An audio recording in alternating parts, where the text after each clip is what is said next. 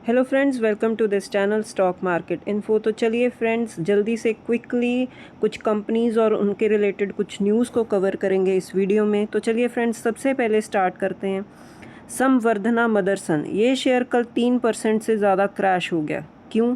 क्योंकि जो फ्रेंड्स इनका क्लाइंट है BMW, उन्होंने आउटलुक दिया कि आने वाले टाइम में जो डिमांड है ऑटो सेगमेंट में वो बहुत ही ज़्यादा कम रहेगी, क्योंकि जो वॉर का इम्पैक्ट है वो रहेगा।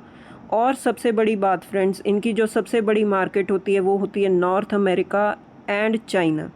तो चाइना और नॉर्थ अमेरिका दोनों में ही डिमांड का क्राइसिस चल रहा है। तो इसकी वजह से हम बोल सकते हैं कि ये जो कंपनी है संवर्धना मदरसन, ये एक ऑटो एंसिलरी वाली कंपनी है। तो आने वाले टाइम में इस कंपनी पर भी इम्पैक्ट आएगा। तो इसी की वजह से हम देख सकते हैं कि डिमांड के क्राइसिस की वजह से जो शेयर पर एक नेगेटिव इम्पैक्ट पड़ा। और सेम फ्रेंड्स, सेम रीज़न के चलते जो टाटा मोटर्स का भी शेयर था पैसेंजर व्हीकल, वो तो कल 10% तक क्रैश कर गया। और यही रीज़न है क्योंकि इनकी जो इन्वेस्टर मीट हुई थी और सबसे बड़ा जो कंपोनेंट है इनका जो JLR, उसका ये बताया इन्होंने कि जो आने वाले टाइम में जो वॉर का इम्पैक्ट आया वो नेगेटिव रहेगा।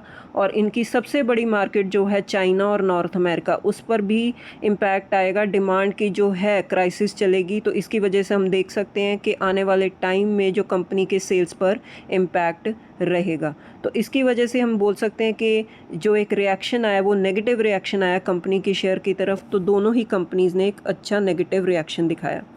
नेक्स्ट है फ्रेंड्स HCL टेक्नोलॉजी, इन्होंने एक डील साइन की है वॉक्सवैगन के साथ। तो इस कंपनी को भी आप चाहो तो स्टडी कर सकते हो। नेक्स्ट है फ्रेंड्स, जो NSE का IPO आ रहा है DRHP, उन्होंने फाइल की है। तो उसमें आप देख सकते हो कि जो कंपनीज जिनका स्टेक है NSE में, IFCI, new India assurance, LIC, वो तेज़ भाग गए क्योंकि उनका जो स्टेक है वो कंपनी में है। तो आने वाले टाइम में जब IPO आएगा तो इन कंपनीज़ को भी फ़ायदा होगा। नेक्स्ट है फ्रेंड्स डोम्स इंडस्ट्रीज़, ये आज डिक्लाइन कर गया 3%, क्योंकि फ्रेंड्स इस कंपनी में एक बल्क डील हुई है। एज आप देख सकते हो कि प्रमोटर ही हैं जो लाइकली सेलर्स हैं कंपनी में। तो उन्होंने 1000 करोड़ रुपया रेज़ किया। तो आप चाहो तो इस कंपनी को भी स्टडी कर सकते हो। नेक्स्ट है फ्रेंड डिक्सन टेक्नोलॉजीज़, इस शेयर में आज एक अच्छी तेज़ी थी, क्योंकि एक बज़ है, एक एजम्पशन है कि गवर्नमेंट इनको जो जॉइंट वेंचर है वीवो के साथ उसमें नॉट दे सकती है। तो इस रिलेटेड फ्रेंड्स मैं आपको एक बताना चाहूँगी कि कल भी मैंने एक वीडियो अपलोड किया था कि डिक्सन टेक्नोलॉजीज़ को डाउनग्रेड किया CLSA ने।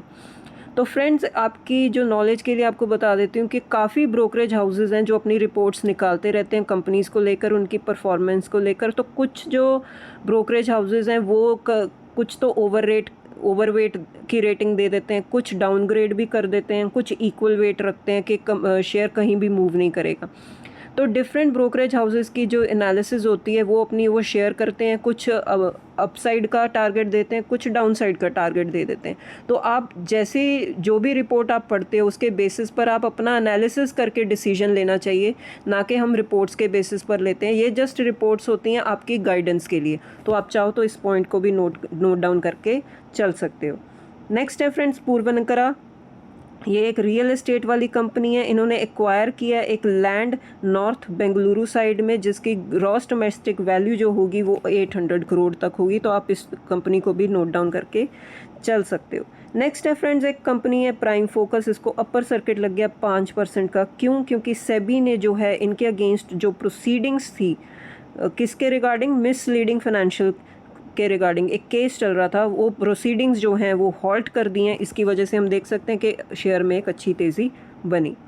नेक्स्ट है फ्रेंड्स, जापान का जो ट्रेड का डेटा आया है वो आप देख सकते हो कि जो उनके एक्सपोर्ट्स हैं वो इंक्रीज़ हो गए 17% ईयर ऑन ईयर बेसिस, जबकि प्रोजेक्शन थी 16.5% होगा। तो एक अच्छा डेटा है एक्सपोर्ट्स के फ्रंट पर। जो इम्पोर्ट्स उन्होंने किए हैं वो भी इंक्रीज़ हो गए हैं 12.5%, और जो प्रोजेक्शन थी तो 12.8% तक थी। तो जो इन्वेस्टर्स या जो ट्रेडर्स या जो भी मार्केट में मतलब आना चाहते हैं या ट्रैक करते हैं, अगर वो ग्लोबल मार्केट्स को ट्रैक करते हैं तो उनके लिए ये बेनिफिशियल डेटा होगा अगर वो जापान की मार्केट ट्रैक करते हैं। नेक्स्ट है फ्रेंड्स DIS-FIS का जो बाइंग सेलिंग का डेटा है। जो FIS हैं धीरे धीरे अपनी सेलिंग रोक रहे हैं, लेकिन बाइंग भी इतनी ज़्यादा नहीं हो रही है, जस्ट 101 करोड़ की है। DIS एज़ यूजुअल अपनी बाइंग को कंटिन्यू रखा हुआ है। नेक्स्ट है फ्रेंड्स, आरबीआई ने एक और स्टेप लिया है जो उन्होंने पहले भी मीटिंग में पहले डिक्लेयर किया था कि उन्होंने एफआईआईस जो डॉलर इनफ्लो को इंक्रीज़ करने के लिए उन्होंने कुछ टैक्स में छूट दी थी। तो अगेन उन्होंने एक डिसीजन लिया जो इंटरेस्ट रेट सीलिंग है जो 3 से लेकर 5 साल तक FCNR बॉन्ड्स पर लगती है, उन्होंने वो सीलिंग को अभी विड्रॉ कर लिया है टिल सितंबर। ठीक है, तो ये एक बहुत ही ज़्यादा पॉजिटिव स्टेप है डॉलर इनफ्लो को इंक्रीज़ करने के लिए। तो रेगुलरली हम देख रहे हैं कि एक रुपये को स्टेबिलिटी देने के लिए आरबीआई जो है कंटिन्यूसली वो ये स्टेप्स लेते रहते हैं। तो आने वाले टाइम में हम देखेंगे कि रुपये में एक अच्छी जो है तेज़ी बनेगी। नेक्स्ट है फ्रेंड्स, जो ये स्टेप लिया है तो इसका ये एस्टिमेशन सामने आ रहा है कि आने वाले टाइम में ये 50 बिलियन डॉलर की जो इनफ्लो है वो मार्केट में आ सकता है, बॉन्ड मार्केट में। तो इसको भी आप नोट डाउन करके चल सकते हो। नेक्स्ट है फ्रेंड्स, जो एनर्जी एक्सचेंज है वो ये बोल रहे हैं कि जो ये क्राइसिस हुआ है वॉर की वजह से और जो ऑयल का जो डिस्टर्बेंस हुई थी सप्लाई में वो पूरी तरह जो है ठीक होगी मतलब आने वाले टाइम में। लेकिन 2027 में ये हम देखेंगे कि जो डिमांड पर डेंट पड़ा है वो हमें दिखेगा आने वाले टाइम में, क्योंकि फ्रेंड्स अगर क्रूड ऑयल इंक्रीज़ हो जाता है तो जो सारी कंट्रीज़ हैं वो अल्टरनेटिव सोर्सेज ढूंढना शुरू कर देती हैं या अल्टरनेटिव सप्लाई चेन्स ढूंढना शुरू कर देती हैं। तो एक जो नॉर्मल जो प्री वॉर लेवल था सप्लाई का उस पर आने पर टाइम लगेगा, तो ऐसा जो एनर्जी एक्सचेंजेस बोल रहे हैं। नेक्स्ट है फ्रेंड्स, जो इनक्रेड मनी है आपने इसके बारे में भी सुना होगा, उनको अप्रूवल मिल गई है to enter in mutual fund business और AMC के बिज़नेस में भी एंटर करने के बारे में ये सोच रहे हैं। तो आप चाहो तो इसको भी स्टडी कर सकते हो। नेक्स्ट है फ्रेंड्स, जब ये जो GS समिट चल रहा है उसमें ट्रंप और मोदी जी की मीटिंग हुई थी, तो उसमें हम देख सकते हैं कि उन्होंने एक स्टेटमेंट दिया ट्रंप ने कि US बहुत ही नज़दीक है इन फाइनलाइजिंग द ट्रेड डील। तो आने वाले टाइम में ये भी एक पॉजिटिव ट्रिगर है पूरी मार्केट के लिए कि जैसे ही ट्रेड डील्स कुछ ना कुछ फाइनल प्रिंट निकल कर आएगा तो हम देखेंगे कि पॉजिटिव सेंटीमेंट बन सकता है। नेक्स्ट है फ्रेंड्स, ये भी एक पॉजिटिव ट्रिगर था। इंडिया और UK ने FTA जो साइन की थी वो जुलाई 15 से स्टार्ट हो जाएगी और इसका सबसे ज़्यादा इम्पैक्ट हम बोलेंगे पॉजिटिव इम्पैक्ट होगा टेक्सटाइल और लेदर एक्सपोर्ट्स पर। नेक्स्ट है फ्रेंड्स, जो टाटा मोटर्स की हमने न्यूज़ अभी डिस्कस की है सबसे पहले कि वो ये बोल रहे हैं कि JLR पर एक बहुत ही ज़्यादा नेगेटिव इम्पैक्ट पड़ सकता है। लेकिन इस पर भी जो ब्रोकरेजेस हैं, जो मैंने आपको बताया कि कुछ ब्रोकरेज हाउसेस पॉजिटिव रेटिंग दे देते हैं, कुछ नेगेटिव रेटिंग दे देते हैं और कुछ जो है इक्वल वेट रखते हैं कि अभी वो मतलब देख रहे हैं कि ऊपर जाएगा शेयर के नीचे जाएगा। तो इस पर भी यही है, ब्रोकरेजेस अपने ओपिनियन पर डिवाइडेड हैं। वो बुलिश हैं अभी भी JLR की ग्रोथ पर, लेकिन उनको लगता है कि वॉर का इम्पैक्ट डेफिनेटली कंपनी को देखना पड़ेगा। जैसे कि आप देख सकते हो कि CLSA है वो बुलिश है इस पर, नमूरा न्यूट्रल है और सिटी ने जो सेल का टारगेट मेंटेन किया है आने वाले टाइम में। तो इसके लिए आप ये नोट डाउन करके चल सकते हो। ज़रूरी नहीं होता कि आपने इनकी जो रेटिंग्स हैं उनको फॉलो करना ही है, एक्सेप्ट करना है। आप अपना फंडामेंटल एनालिसिस करके कंपनी में इन्वेस्ट कर सकते हो।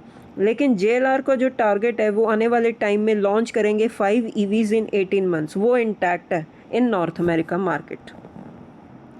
नेक्स्ट है फ्रेंड्स, NSE ने जो फाइल की है DRHP, ठीक है, आने वाले टाइम में एक्सपेक्ट कर रहे हैं 30,000 करोड़ तक वो रेज़ करेंगे। और जो SBI है जो सबसे बड़ा इन्वेस्टर है इस कंपनी में, तो वो लार्जेस्ट सेलिंग शेयर होल्डर निकल कर आ सकता है। ये जो DRHP फाइल की है उन्होंने, तो उसमें ये डिटेल्स जो निकल कर आई हैं वो मैं आपके साथ शेयर कर सकती हूँ। तो ठीक है फ्रेंड्स, इस वीडियो में बस इतना ही। ये जो न्यूज़ थी जो हमने जो कंपनीज़ के रिलेटेड थी वो हमने शेयर की हैं, डिस्कस किए हैं इस वीडियो में। तो होपफुली अगर आपको ये वीडियो अच्छा लगा होगा तो वीडियो को लाइक कीजिए, शेयर कीजिए और चैनल को भी सब्सक्राइब कीजिए। अब मिलते हैं नेक्स्ट वीडियो में। Till then bye bye.